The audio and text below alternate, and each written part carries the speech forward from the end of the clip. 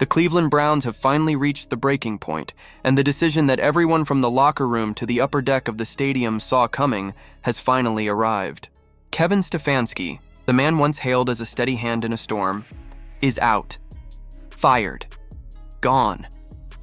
The aftermath of a humiliating 32-0 beatdown at the hands of the New England Patriots was the last straw, the nail in a coffin that had been waiting to be sealed for weeks.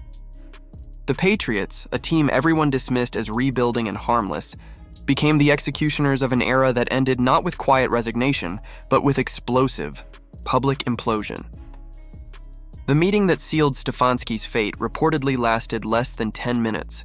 A cold, decisive act from ownership that spoke volumes.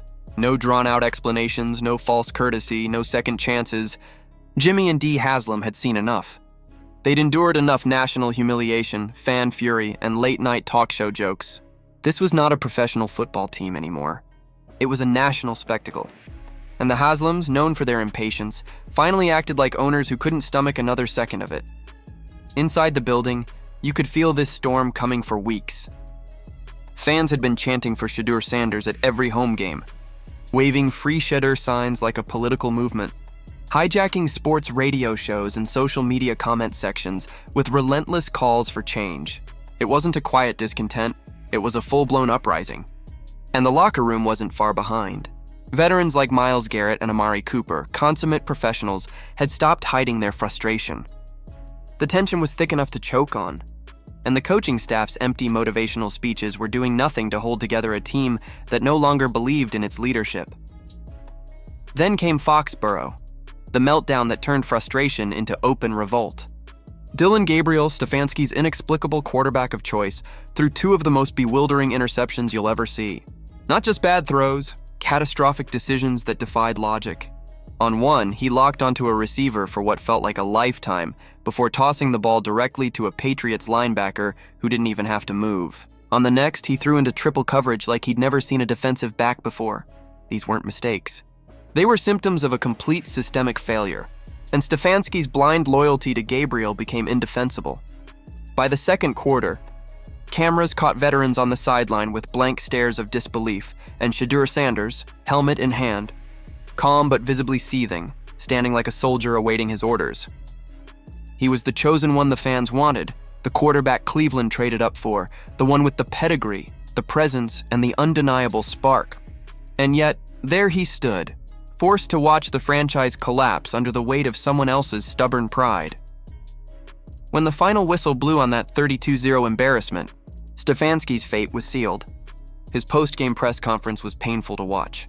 He spoke in lifeless cliches: we need to execute better, trust the process, get back to fundamentals, as if he didn't even believe his own words. Then came the question that broke him. Coach, after what you saw today, do you still believe Dillon Gabriel gives this team the best chance to win? The silence that followed was deafening. Stefanski froze, his eyes darting for an escape that didn't exist. When he finally muttered something vague about consistency and trust, it was already over. The whole world saw it. The man had lost his team, his fan base, and his job, all in one press conference. Within hours, social media exploded. Fire Stefanski trended nationwide, not just in sports circles, but across the entire internet. The outrage was universal.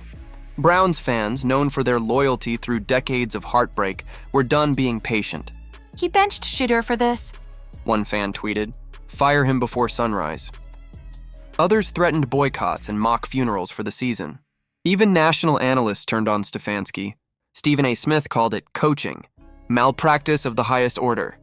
Shannon Sharpe said the Browns were criminally wasting a generational talent in Myles Garrett, Pat. McAfee's show mocked the situation as the most obvious coaching change in NFL history. The entire football world was united in disbelief that it had taken this long. By Monday morning, the headline broke: Kevin Stefanski fired by Cleveland Browns. The Haslams delivered the news personally. No drawn-out meeting. No soft landing. Just a clean break. Stefanski reportedly sat in stunned silence, unable to process how quickly it had all crumbled. But anyone paying attention knew this ending was inevitable.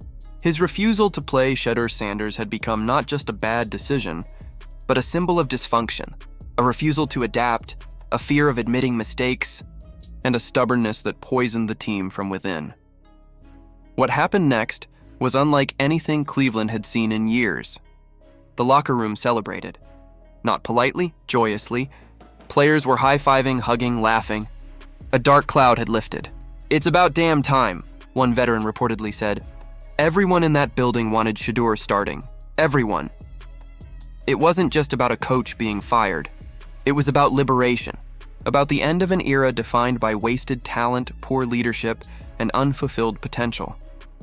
In the midst of the noise, Shedeur Sanders remained composed. No social media posts, no victory laps, no interviews. Just quiet focus. Witnesses said he approached a group of teammates, gave a subtle nod, and said 4 words that sent chills through the room. "Let's get to work." That was it. No drama, no gloating. Just a young quarterback ready to lead.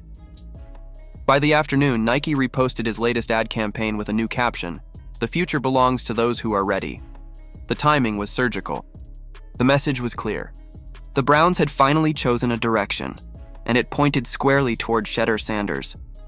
National analysts were already debating when he would make his debut, not if. Inside the team facility, energy surged like a power grid coming back online after a blackout. Hope for the first time all season was back in Cleveland. This isn't just a coaching change.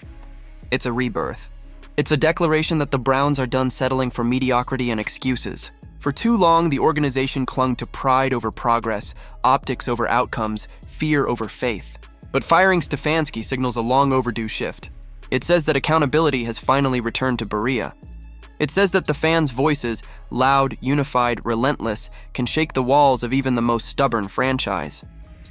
And it says that the players' frustration mattered.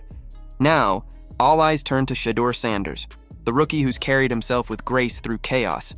The kid who refused to crack under pressure. The quarterback who might just redefine what it means to play in Cleveland.